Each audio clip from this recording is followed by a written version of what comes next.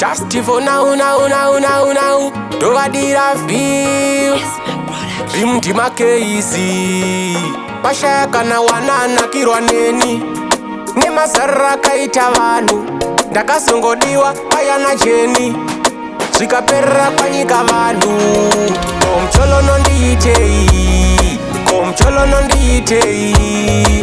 Mjolo nondiitei Ndini ndega ndakafanira kuchitiwa kurwadziwa ndikati sei Mjolo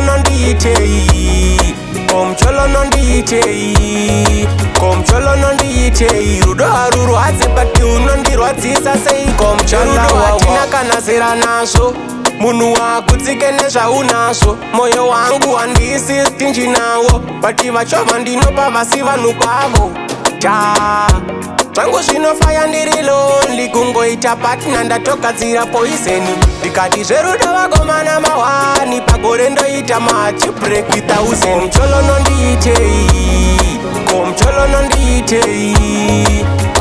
nondiitei ndini ndega ndakafanira kuchitiwa kurwadziwa ndikati sei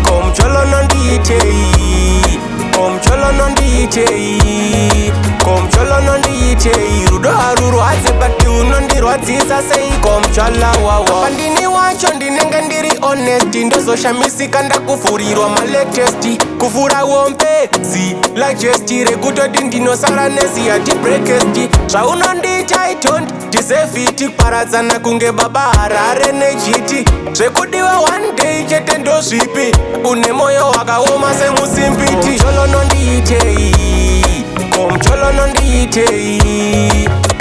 nondiitei ndini ndega ndakafanira kuchitiwa kurwadziwa ndikati sei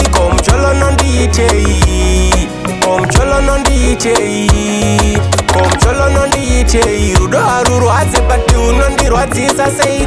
Rudo hatina kana zera nazvo munhu wakutsike nezvaunazvo moyo wangu handisi stinji nawo but vachova ndinopa vasi vanhu kwavo zvangu zvinofaya ndiri lonely kungoita partner ndatogadzira poiseni ndikati zverudo vakomana mahwani pagore ndoita machi break 1000 Mjolo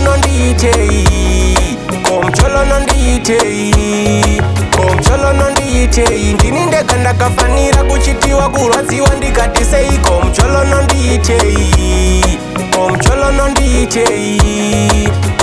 nondiitei rudo harurwadze but unondirwadzisa sei Mjolo pandini wacho ndinenge ndiri honest ndozoshamisika ndakuvhurirwa malatesti kuvhura wombezi lajesti rekutoti ndinosara neziyati breakesti zvaunondiita I don't deserve it kuparadzana kunge baba Harare nejiti zvekudiwa one day chete ndozvipi une moyo wakaoma semusimbiti Mjolo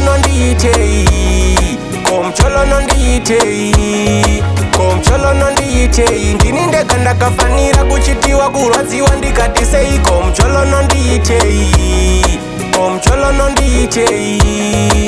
Mjolo nondiitei rudo harurwadze but unondirwadzisa sei Mjolo